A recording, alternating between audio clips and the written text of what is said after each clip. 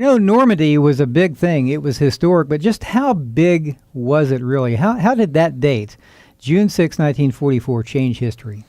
Well, it changed it in the fact that for the first time, the Allies were taking the fight into the heart of Germany. In fact, it was so important that on the home front, the entire day shut down across America. People went to church. Ball games were called off. Social events were pretty much turned into reflection on what was going on. This was the big push that was going to finally end the war. We knew that a long, long time before because we had done so much flying and training and getting into the proper formation and the timing of the mission. In order for it all to come together. And so we knew that this was a big, big operation. But really few people did know. I mean, it had to be kept secret. So I just wonder how secret it was among our fighting forces, among the Allies.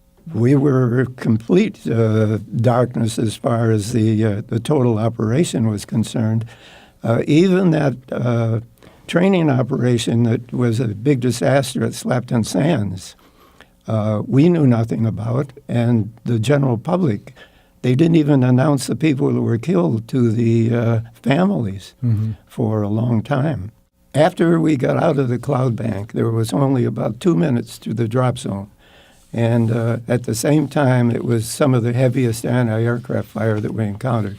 There was a railroad line that stretched up from the north to south across the Cotentin Peninsula.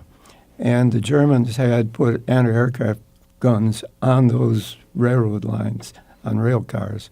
And that was the area where we had the most flak and the most flying. One of those paratroopers who would go on to become a longtime Tampa congressman was Sam Gibbons.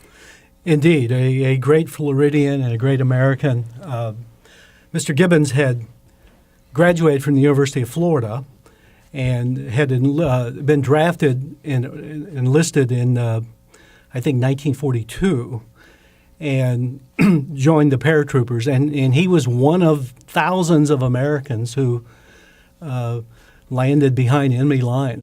Films and TV shows depict the war either as they either glamorize it, some criticize it, some are spot on, some are way off. World War II especially, during and right after the war, was mostly romanticized by Hollywood. Do you think the public came away with an accurate picture of the war through the lens of Hollywood? I think that some of those films that were made at that time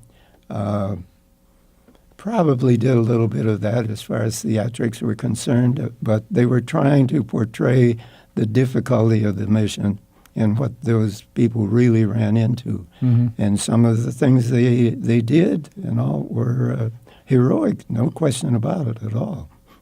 My final thought would be education. Do all we can to educate these high school students and the college students and some of the real problems that were going on back then and what was done to solve them, and try to learn from what past history shows us. There's an awful lot that they can learn just from reading books.